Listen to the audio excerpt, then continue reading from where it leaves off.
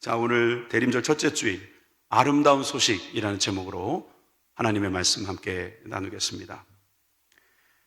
저는 오늘 이 말씀을 시작하면서 초청장 한 장을 보여드리도록 하겠습니다. 지금부터 120년 전에 초청장 한 부가 여러 사람들에게 발송되었습니다. 이 초청장은 한글로 그리고 영어로 쓰여져 있었습니다. 바로 제중원이라고 하는 병원에서 보낸 초청장인데, 세브란스 병원을 이제 정초하겠다, 다시 말해서 모퉁이돌을 얹겠다라는 공지였어요. 그러니까 거기에 참석하라고 보낸 겁니다. 딱 120년 전 바로 오늘입니다. 그때가 미국에서는 추수감사절이었어요. 목요일이 보통 추수감사절인데, 그때 그들이 모여서 세브란스 병원을 이제 건축하기 시작했는데, 1900년 5월에 뉴욕 카네기 홀에서 기독교 해외 선교대회가 열렸습니다. 그때 고종의 주치의였던 올리버 에비슨이라는 분이 조선에 현대식 병원이 필요하다고 역설을 했습니다. 근데 이 이야기를 듣고 루이스 세브란스라고 하는 분이 장로교단의 어떤 클리브랜드 장로님이셨답니다. 근데 이분이 $10,000를 기부합니다. 그리고 그 다음에 또 $5,000를 기부합니다. 요즘에 뭐 $10,000, $5,000 적지만 120년 전이라니까요. 공이 몇 개 더 붙어야 되는 거예요. 그렇게 오래 전에, 여러분 120년 전에 바로 오늘 제중원의 건축이 시작되고, 저게 바로 남대문 앞에 세워지게 된 세브란스 병원입니다. 120년 전에 한 사람이 조선 땅에 의료 선교사로 와서 한국의 어려움을 이야기하셨을 때 또 한 사람을 움직이셔서 새로운 역사를 바꿔줬어요. 근데 저게 바로 초청장. 여러분들이 초청장을 받았을 때 어떤 반응을 보이느냐? 결국 한 사람 한 사람마다 보내는 이 초청장에 대한 이야기라고 여러분 생각하시면 좋겠어요. 사실 성경은 우리들에게 계속해서 초청하고 있습니다. 많은 사람들이 성경을 그저 이야기책으로 생각하고 또 역사책으로 정도 생각하기가 쉬운데, 성경은 알고 보면 하나님의 초청장, 초대장입니다. 특별히 지금 오늘 읽은 본문에는 니느웨라고 하는 지역에 사는 사람들에게 보낸 하나님의 초청장이 들어있습니다. 니느웨 하니까 생각나는 인물이 있죠? 요나입니다. 근데 요나는 100년 전에 이미 지나간 이야기고 됐고, 지금은 나훔의 시대입니다. 나훔이 하나님의 경고를 들고 니느웨 사람들에게 하나님의 말씀을 전하고 있습니다. 그래서 첫 번째, 니느웨에 대한 하나님의 경고에 대해서 여러분들에게 말씀드리려고 합니다. 먼저 1장 1절을 함께 읽겠습니다. 시작. 니느웨에 대한 경고, 곧 엘고스 사람 나훔이 환상을 보았어요. 그리고 나서 그 환상을 사람들에게 전했습니다. 그런데 이 나훔이라는 사람의 이름이 어떤 뜻을 갖고 있냐면은 위로라는 뜻을 갖고 있어요. 여러분, 이 위로, 지난 금요일 날도 제가 위로하면 산다 이런 제목 말씀드렸는데, 이 위로는 성령님께서 하시는 거예요. 우리들에게 권고하시는 것도 위로라고 했어요. 여러분, 지금 이 니느웨가 하나님의 권고와 위로를 받아야 하는 시간입니다. 그래서 하나님이 주시는 말씀을 들어야 했던 것입니다. 여러분, 이 니느웨는 어떤 곳이냐 하면 아수르의 수도입니다. 아수르는 당시 강대국 중에 초강대국이라고 보시면 됩니다. 그런데 이 아수르의 수도인 니느웨의 사람들이 하나님께 쓰임받았던 적이 있었습니다. 이사야 말씀에 보니까 10장 6절에 내가 그를 보내어 경건하지 아니한 나라를 치게 하며 내가 그에게 명령하여 나를 노하게 한 백성을 쳐서 탈취하며 노략하게 하며 또 그들을 길거리에 진흙같이 짓밟게 하려 하거니와. 여러분, 여기서 말하는 그가 누구냐 하면 바로 니느웨 사람들, 즉 아수르 사람들인 거예요. 아수르 사람들을 이스라엘 백성들을 가르치는 일에 그들이 명령을 거역한 것에 대한 하나님의 심판자로서 보냈던 거예요. 그때는 저렇게 잘 니느웨를 쓰셨어요. 심지어 이사야 19장 25절에 보면 하나님께서 아수르도 내가 만들었다, 라고 말씀하셨던 것을 보면, 여러분, 아수르, 니느웨는 하나님께서 그래도 쓰시는 관심이 있는 민족이었던 것입니다.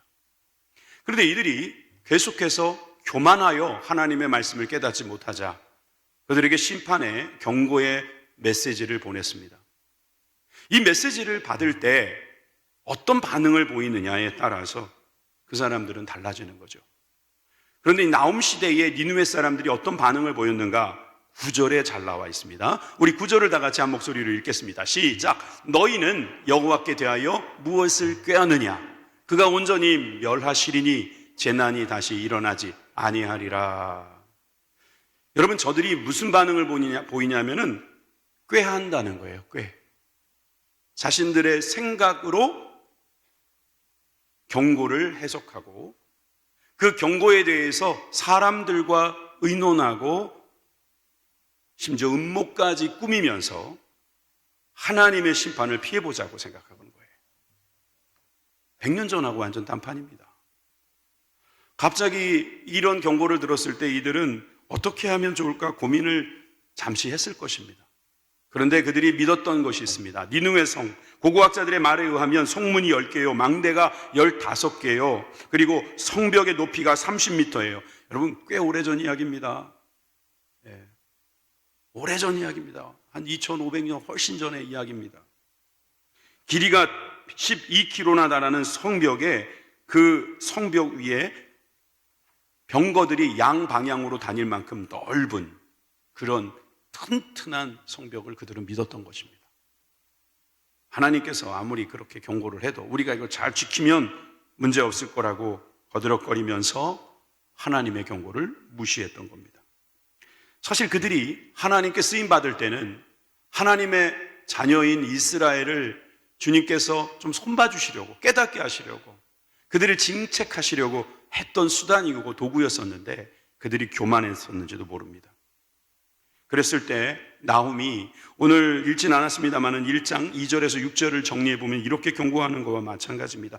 여호와께서 죄 있는 자를 꾸짖고 악한 자를 벌하시며 하나님을 거스르는 자를 엄중히 책임을 물으실 것이다. 하나님의 진노가 불처럼 쏟아질 것이다. 니느웨에 대한 주님의 엄중한 심판 경고였습니다. 그런데 엉뚱한 짓을 하고 있는 거예요. 자기 생각, 자기 음모, 자기의 뜻대로 해보겠다고, 자기가 이 일을 해결할 수 있다고 생각하고 있는 것입니다. 3장 18절에 보면 아수르 왕이여, 내 목자가 자고 내 귀족은 누워 쉬며 내 백성은 산들에 흩어지나 그들을 모을 사람이 없도다. 아수르의 왕이든 아수르의 목자든 아수르의 귀족이든 아수르의 백성이든 그 누구도 이제는 하나님을 대적할 수 없는 지경에 이를 것이다. 분명히 그렇게 말하고 있습니다. 그들이 자기가 믿고 있는 그것, 아무리 많고 아무리 강할지라도 소용이 없다는 것입니다. 1장 12절에 여호와께서 이같이 말씀하시기를 그들이 비록 강하고 많을지라도 반드시 멸절할 것이다. 하나님의 말씀입니다. 이렇게 니느웨에 대한 하나님의 엄중한 경고가 있는가 하면 이 엄중한 경고를 들었을 때 두 번째로 반응을 보이는 사람에 대하여 여러분들에게 말씀드리겠습니다. 악을 꾀하는 한 사람, 그 한 사람 때문에 이 경고가 제대로 역할을 감당하지 못합니다. 그것이 11절에 바로 그 원인을 제공하고 있어요. 11절을 같이 한번 볼게요. 11절을 제가 한번 분석해 보겠습니다. 여호와께 악을 꾀하는 한 사람이 너희 중에 나와서 사악한 것을 권하는도다. 여러분, 지금 나훔을 통해서 니느웨에게 경고할 때 악을 꾀하는 한 사람이 있대요. 이 한 사람에 대한 이름은 나오지 않아요. 그런데 이 한 사람이 사악한 것을 사람들에게 권한답니다. 꾀하고 권한다, 이런 소리입니다. 자, 그런데 저 꾀하는 한 사람, 권하는 사람, 저 꾀하는 사람을 가리켜서 히브리어로 요에츠라고 합니다. 이 요에츠는 선동하는 사람이라는 뜻도 있어요. 선동한다는 거예요. 선동. 사람들에게 아니야, 괜찮을 거야, 조금만 지나가면 돼 라는 식으로 하나님의 경고를 무시하게 만드는 거예요. 어쩔 수 없다고, 우리가 이제는 더 이상 돌아갈 수 없다는 식으로 선동하고 있는 겁니다. 게다가 이 사악한 것을이라고 하는 이 말은요, 두 단어가 합친 말이에요. 벨리얄이란 말이에요. 얄이란 말은 유익하다는 말이고 벨리라는 말은 없다는 말이에요. 그 벨리얄이라는 말은요, 유익이 없다는 말이에요. 사악한 일은 우리들에게 유익이 없는 일이다라는 말입니다. 여러분, 우리가 이 벨리얄이 얼마나 많은지 모릅니다. 유익하지 않은 게 얼마나 많은지 몰라요. 이 세상에 유익한 것만 있는 게 아니에요. 유익하지 않는 것을 유익하다고 말할 필요는 없어요. 유익하지 않은 것은 사악한 것입니다. 악한 것입니다. 어거스틴이 말한 것처럼 선의 결핍은 악입니다. 선이 부족해요. 그러니 그 죄로 인하여서 사람들은 선동을 당하는 거죠. 요에츠, 벨리알이라는 사람들이 그들의 마음을 자꾸 움직여서 하나님의 경고를 듣지 못하고 도리어 그들이 꾀하게 만듭니다. 음모를 꾸미게 만듭니다. 자기의 방법으로 어떻게든 이 위기를 모면해 보겠다는 생각으로 가득 차 있습니다. 고린도후서 6장 15절을 읽다 보면 여러분들이 읽게 되는 단어가 하나 있는데 저게 벨리알이라고 나오죠. 첫째 줄에 벨리알이라고 보이죠. 저 벨리알이 뭐겠어요? 벨리알이라는 거예요. 사악한 것이에요. 필요 없는 것이에요. 그리스도와 벨리알이 어찌 조화되며 믿는 자와 믿지 않는 자가 어찌 상관하며 하나님의 성전과 우상이 어찌 일치가 되리요. 우리는 살아계신 하나님의 성전이라 이와 같이 하나님께서 이르시되 내가 그들 가운데 거하며 두루 행하여 나는 그들의 하나님이 되고 그들은 나의 백성이 되리라. 여러분, 우리는 하나님과 하나 되기를 원합니다. 하나님과 상관하기를 원합니다. 하나님과 일치되기를 원합니다. 아멘이십니까? 여러분, 하나님과 하나 되는 게 얼마나 중요합니까? 그런데 벨리알은 절대로 하나가 될 수가 없다는 거예요. 그리고 믿지 않는 자, 우상은 하나님과 하나 될 수 없다고 선을 확실하게 그어 놓으셨어요. 그런데 사람들은 이 일에 대하여 관심이 없는 거예요. 근데 그게 놀랍게도 한 사람 때문이라는 거예요. 여기서 우리가 영적으로 해석이 필요하겠죠. 이 한 사람은 과연 누구냐? 성경 시대마다 다릅니다. 다윗 시대에는 이 불량한 사람 한 사람이 등장하는데 바로 나발이라는 사람이죠. 사무엘상 25장 25절에 보니까 오나옵나니 내주는 이 불량한 사람 나발을 개의치 마옵소서. 그의 이름이 그에게 적당하니 그의 이름은 나발이라. 그는 미련한 자니이다. 여종은 내 주께서 보내신 소년들을 보지 못하였나이다. 다윗이 어려울 때 아비가일이라는 여인이 도와주지요. 근데 그 아비가일의 남편이 누구라고요? 바로 저 나발이에요. 아, 이름이 무슨 또 나발입니까? 나발. 근데 이름의 뜻도 보니까 미련한 자라는 거예요. 근데 또 여기 뭐라고 수식어가 붙었어요? 불량한 사람. 벨리알이라는 거예요. 벨리알. 필요 없는, 유익하지 않은 그런 일들을 하는 사람이 있더라는 거예요. 여러분, 성경의 곳곳에 보면 그런 사람들이 등장해요. 여러분, 시편 41편 8절에 몹쓸 병마 벨리알이에요. 신명기 13장 13절 불량배. 여러분, 그 다음에 욥기 34장 18절에도 쓸모없는 인간, 다 벨리알이에요. 우리 안에 쓸모없는 일을 하는 그런 악한 세력들이 그 경고의 메시지를 못 듣게 하는 거예요.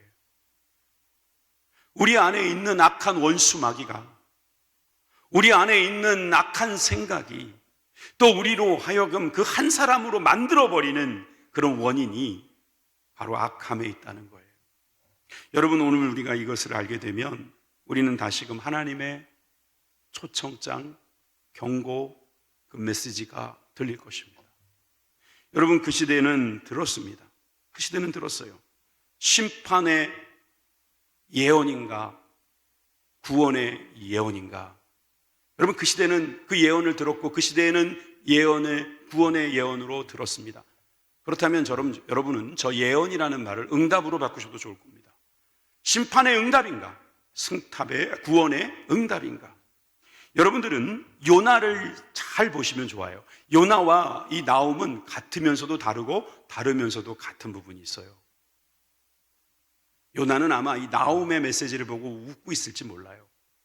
왜냐하면 요나는 니느웨가 망하기를 바라서 다시스로 도망갔던 사람 아닙니까?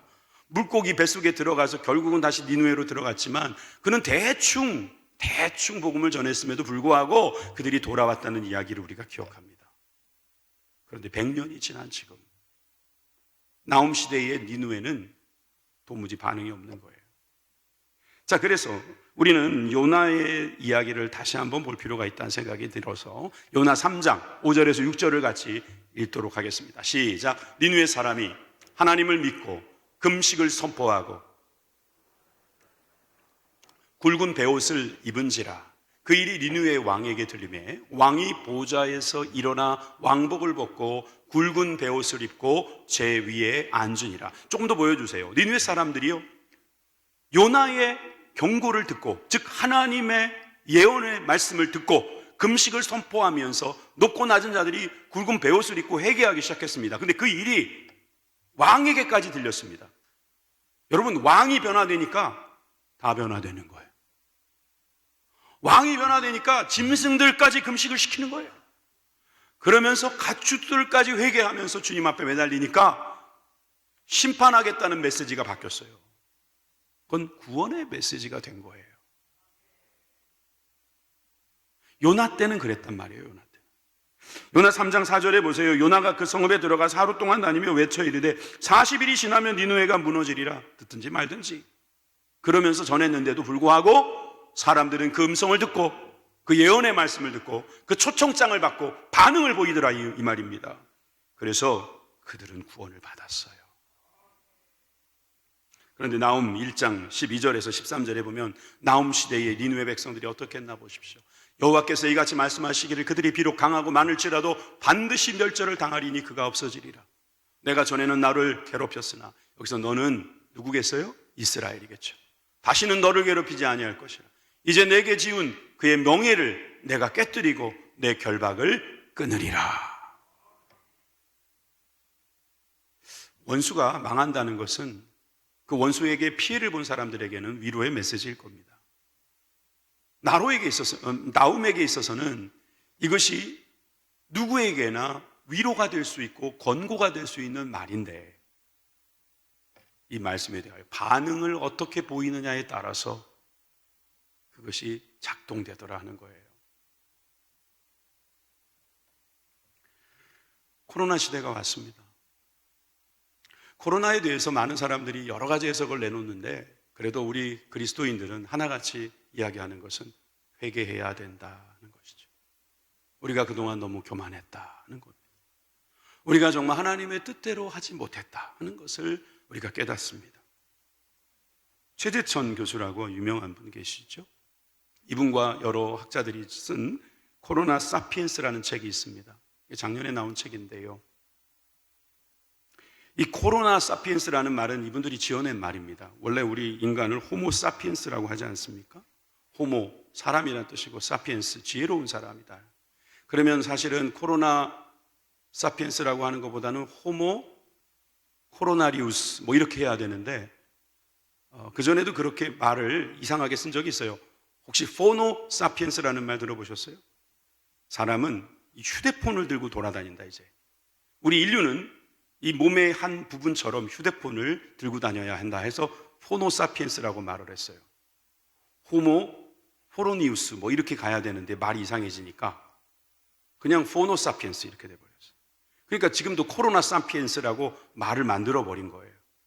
근데 이 책에 보니까 이 코로나가 또 온다고 말하고 있습니다.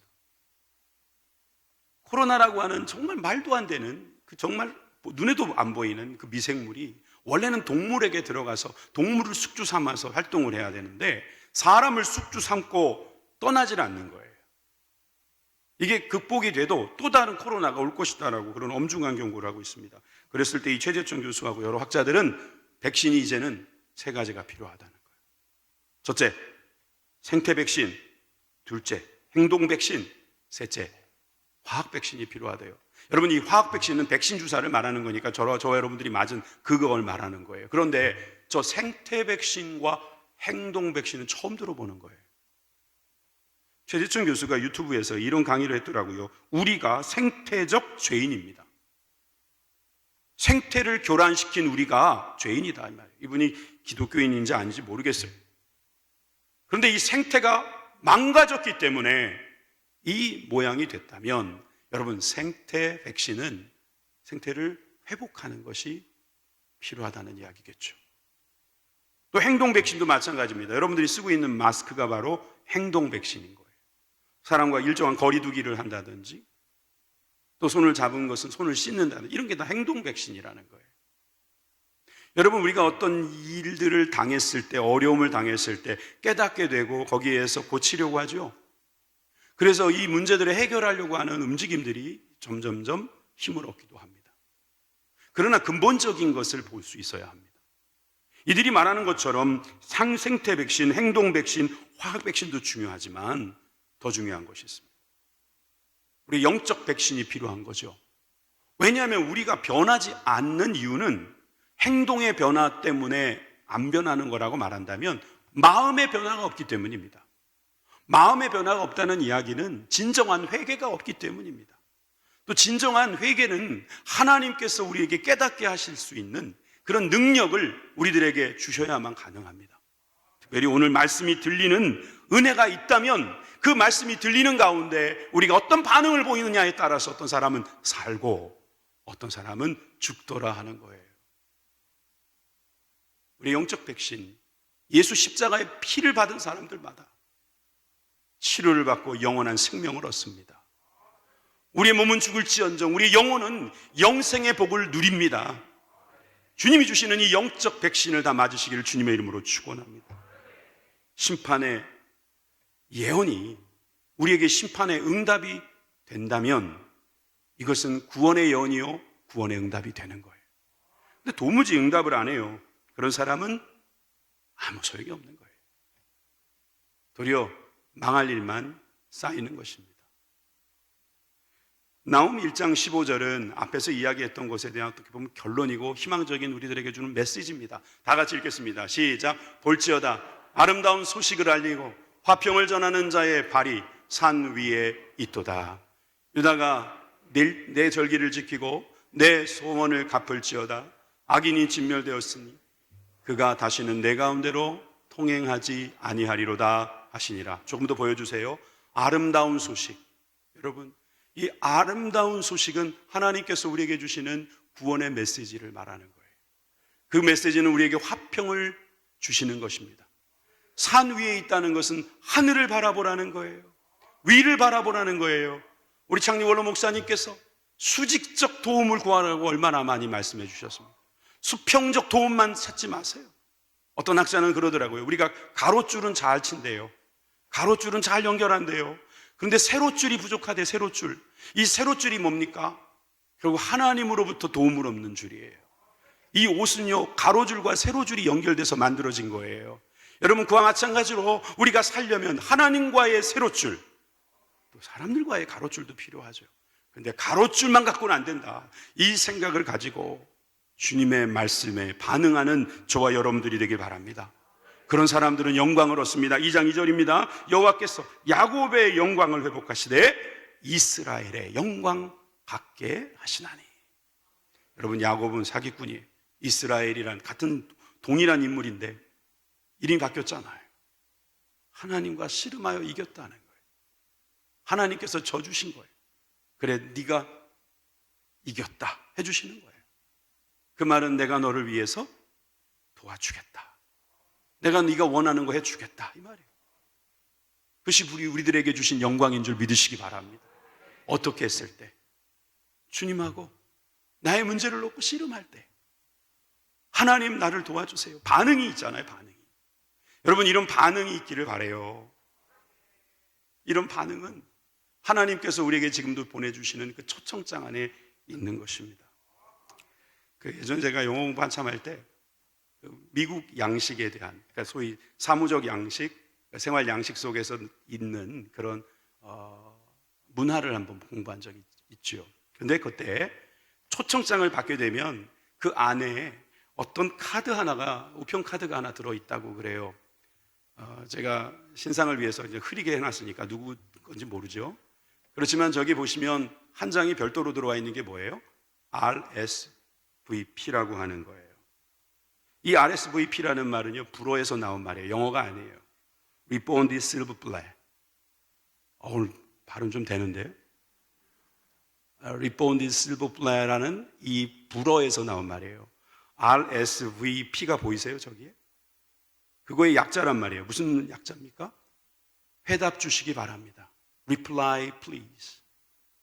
대답 좀 해달라는 거예요. 그래서 이게 무슨 말이냐면, 내가 당신을 결혼식에 초대할 테니 며칠까지, 그게 중요해요. 며칠까지 온다 안 온다를 체크해서 보내달라는 거예요.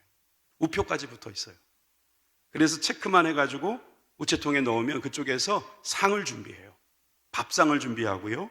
환영할 준비를 하는 거예요. 우리나라는 워낙 결혼식장이 잘 돼 있어가지고요. 그냥 가면 되잖아요. 그죠? 그죠, 지휘자님? 근데 미국은 가면 하루 종일 있어야 되거든. 하루 종일 뭐 밥도 먹고 춤도 추고 막 이래야 되니까 리본드 실버 플레이가 필요한 거예요. 여러분, 우리 생활에도 이런 게 있는 줄 알고 계십니까? 하나님께서 우리에게 RSVP를 넣어 놓으셨어요. 언제까지?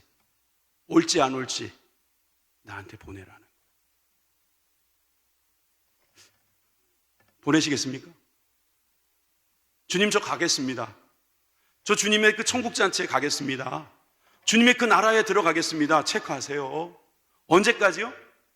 주님 오시기 전에요. 내가 주님 앞에 서기 전에요. 아니요, 지금 하세요. 지금 하세요. 미뤘다가 날짜를 놓쳐버립니다. 하나님 앞에 Reborn the Silver Play 하십시오. 여러분, 이렇게 되면은 우리 삶에 평안한 마음이 있고 그 잔치를 준비하는 놀라운 은혜가 있어요. 제 중원이 세브란스 병원으로 바뀔 때 한 사람이 그 초청에 응답해서 변화되었고, 그 모퉁이 돌을 세우는 자리에도 많은 사람이 와서 역사의 증인이 되었습니다. 지금도 이 시대에 하나님께서 우리들에게 초청장을 보내십니다. 이 초청장에 들어있는 RSVP를 여러분 버리지 마세요. 여러분들을 정말 기다리고 계시는 하나님의 뜻입니다. 마태복음 7장 13절에서 14절 말씀 같이 읽고 마치겠습니다. 좁은 문으로 들어가라. 멸망으로 인도하는 문은 크고 그 길은 넓어 그리로 들어가는 자가 많고, 생명으로 인도하는 문은 좁고 길이 협착하여 찾는 자가 적음이라. 기도하시겠습니다.